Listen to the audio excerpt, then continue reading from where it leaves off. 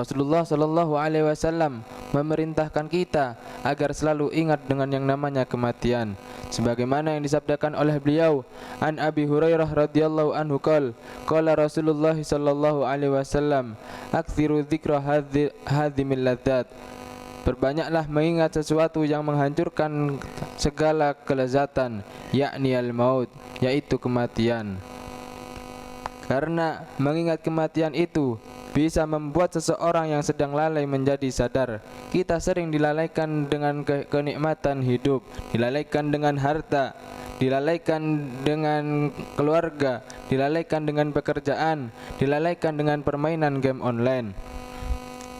Banyak hal-hal yang melalaikan kita dari kenikmatan hidup, melalaikan dari Allah, melalaikan dari berbuat baik, melalaikan dari taubat, sehingga salah satu yang membuat kita sadar untuk berbuat baik yaitu dzikrul maut.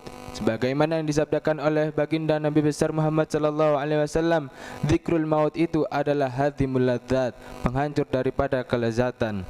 Sehingga ketika kita renungkan tentang kematian ini, insya Allah itu akan menyadarkan kita untuk segera bertaubat.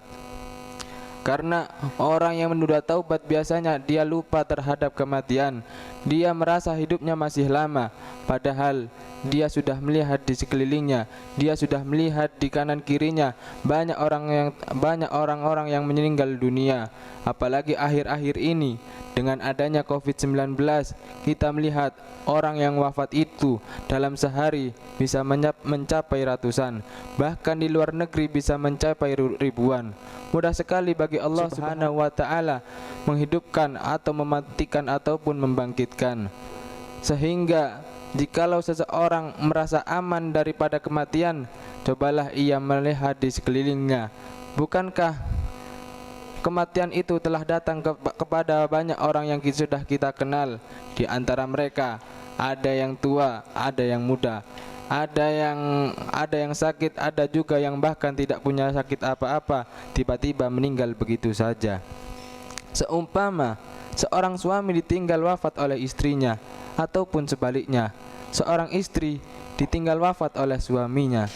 Sebenarnya ketika seseorang ditinggalkan oleh kekasihnya, apa yang sedang ia tangisi? Apakah dia menangisi dirinya sendiri karena ditinggal pergi, atau dia sedang menangisi orang yang baru saja meninggal dunia? Jikalau dia menangisi dirinya sendiri, banyak orang yang berdatangan menyemangatinya, menghiburnya, memeluk dirinya. Lalu siapa yang akan menghibur kita dalam kuburan kita? Wa kafa bil mauti wa'idho. Cukuplah kematian itu menjadi nasihat buat kita. Kalau kita tidak menyiapkan bekal untuk kita, lalu siapa yang akan memberikan kita bekal? Bekal apa yang sudah kita siapkan untuk hari akhir? Apakah kita sudah menyiapkan tentang kematian kita? Bukan tentang menyiapkan kuburan, akan tetapi menyiapkan amal-amal soleh. Sehingga seorang yang menyiapkan amal soleh untuk alam kuburnya, dia akan merasakan betapa alam kuburnya itu senyaman tinggal di istana yang indah. Lalu ia bermimpi seolah-olah mimpinya itu dia baru saja tidur satu malam, padahal ia sudah tidur ribuan tahun. Karena apa? Karena saking nyamannya.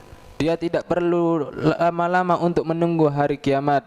Jarak antara kematiannya dan hari kiamat seolah-olah hanya satu malam saja, padahal dia baru saja tidur selama ribuan tahun lamanya. Maka dari itu, marilah kita memperbanyak amal-amal baik kita sampai Allah Subhanahu wa taala menyuruh malaikat Israel untuk mencabut nyawa kita.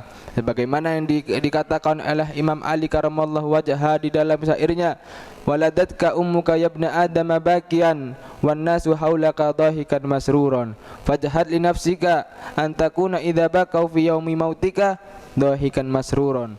Hai anak Adam, engkau dilahirkan oleh ibumu dalam keadaan menangis, sedangkan orang-orang di sekitarmu dalam keadaan tertawa bahagia.